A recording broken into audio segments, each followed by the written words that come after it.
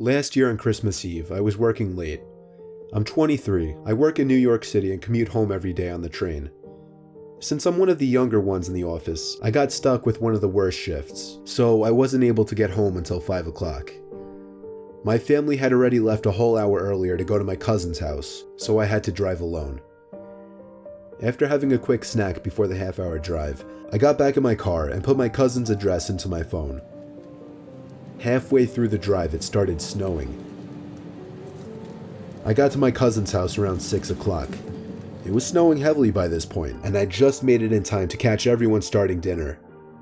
I brought all of my gifts inside and cheerfully said hey to everyone. I stayed until around 11 o'clock. The rest of my family left a little sooner. I stayed an extra half hour or so just to hang out before leaving myself. By the time I was leaving, the ground had accumulated at least 2 feet of snow, and it wasn't even done snowing. The drive home was nightmarish.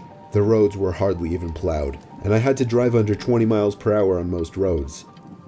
The roads were completely dead at this point though, most likely because everyone was smart enough to go home before the snow accumulated.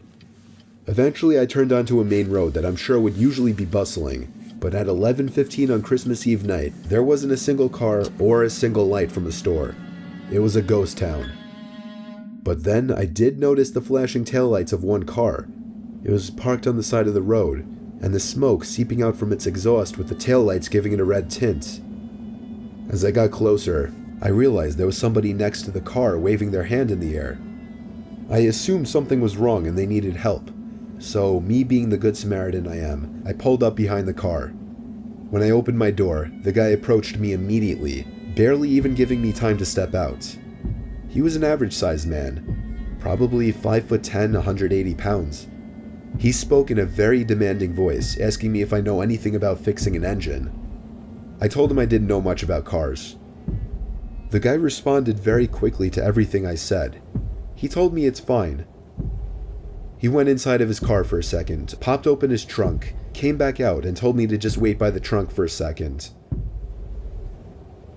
I had no idea what he wanted me to do. I was really confused. He walked over to the front of his car, and I heard him open the hood. I couldn't see anything he was doing since the trunk was blocking my view, and the loud wind of the snowstorm overpowered any small noises he might have been making.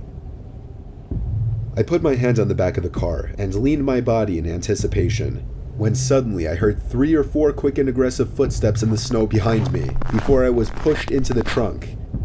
The man tried to close the trunk on me, but I kicked my feet up in resistance and held it up. I was able to overpower him and kick the trunk open completely. As I took advantage of the few seconds I had to get out of the trunk, I took out my keys. He tried to grab me now, and I dug my house key right into his neck. He fell to his knees and his scream echoed down the deserted street. I was in my car and halfway down the road before he could even get up from his knees. A little further down, I called 911 and reported the guy. I came back in 10 minutes to find blue and red lights illuminating the windows of the deserted stores. The police held him until the ambulance arrived for him. I watched the whole thing, and nothing ever felt better in my life. I got home safely half an hour later and told my family everything. I was still very shaken that Christmas, and this remains possibly the most horrific thing I've ever experienced.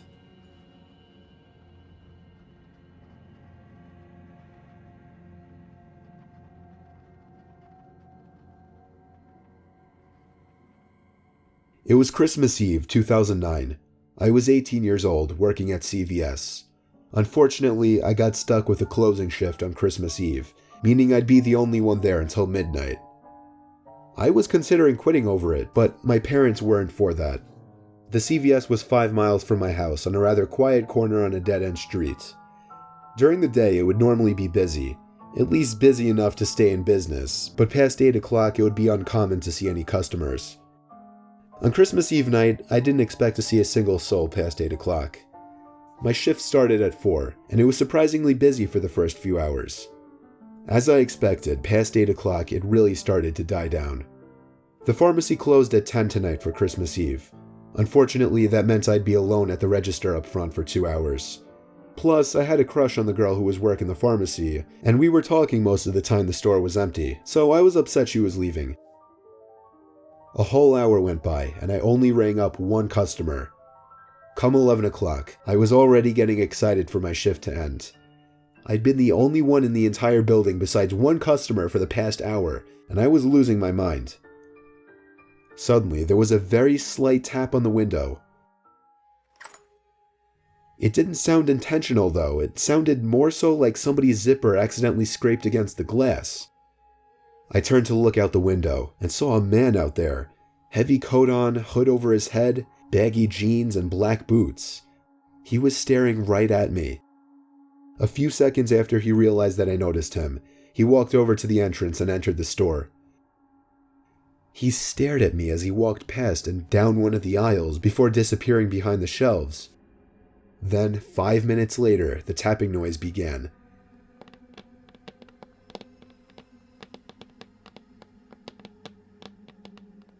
It sounded like it was coming from one of the aisles. I walked a little to the right behind the counter just to check down the aisle. Nobody was there though. The tapping was so consistent and deliberate, I knew it was the man making the noise. But where was it coming from? I didn't know, but I had a sudden urge to go to the bathroom. Only problem, I wasn't supposed to go to the bathroom when there was a customer in the store and I was alone with them. 10 minutes or so passed and I didn't see the customer, but I would occasionally hear the weird tapping noise coming from one of the aisles. It got to the point that I couldn't take it anymore. I stepped out from behind the counter and called out, excuse me? I started walking around the aisles, looking for this man that walked in. He was nowhere to be seen, but every aisle I entered, I would hear noises coming from the next aisle over. I walked down the candy aisle and heard some of the sleigh bells jingling on the other side of the shelf, like someone was intentionally shaking them. I tried to peek through the tiny holes in the shelves to see if I could see him. I saw something completely unexpected and horrifying instead. I saw a pair of eyes staring back at me through the tiny holes in the shelf. The eyes moved away, and then the tall man entered the aisle I was in. He was making these weird noises like a child or someone who had just escaped a mental asylum. He started laughing and doing this weird tiptoe kind of hopping over to me. It sounds funny, but it was a straight up disturbing scene, and he was approaching so fast that I actually began to fear for my life. I started walking away from him, and he followed me everywhere in his weird hopping. I was back at the front of the store, ready to call my manager or the cops. Then I looked back at him and saw that he was frozen at the end of the first aisle, maybe 20 feet away from me. His goofy, eerily happy face turned to an aggressive, angry-looking stare of malice. I was officially done with this and walked out the front door, and to my horror, the man started charging at me. No more goofy hopping around, he was sprinting at me. I ran outside the store, too afraid to go to my car, because I feared he'd get me before I could lock the door. I ran around back and entered through the back door, which was still unlocked. I didn't know if he was still on my tail or not. I locked the door and hurried to the front of the store, where I locked the front door too. That was when I picked up the phone on the counter and called my manager, who was luckily still awake. I told him I had to leave immediately because somebody crazy was following me. Then I thought I heard something over my conversation. It was coming from inside the store. I put the phone down and realized it was the tapping again, coming from one of the aisles. I was out of that store and in my car within 20 seconds. I never came back. I called my manager when I got back home, and he called the cops. Surprisingly, nothing was stolen, or so I heard from a friend. My manager obviously wasn't too fond of me for leaving his store like that, so I never spoke to him again.